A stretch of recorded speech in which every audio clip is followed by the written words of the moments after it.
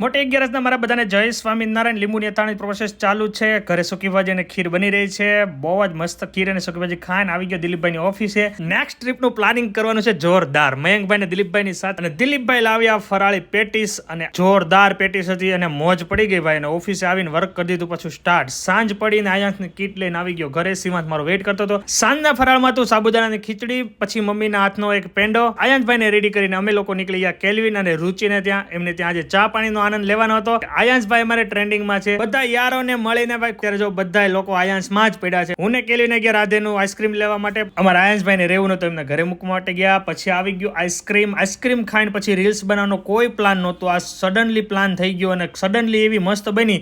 એક જ દિવસમાં મિલિયન વ્યૂ થઈ ગયા અને ભાઈ મોજ પડી ગઈ જોરદાર. પછી કેલ્વિન ને રુચિને બાય બાય કરી અને અમે લોકો બધા ગયા પોતપોતાના ઘરે. હવે નેક્સ્ટ નવી રીલ્સ લાવવાની છે યુનિક. ઘરે આવીને ભગવાનને પોઢાડીને આ સાથે અમે પણ પોઢી જઈએ. જય સ્વામિનારાયણ.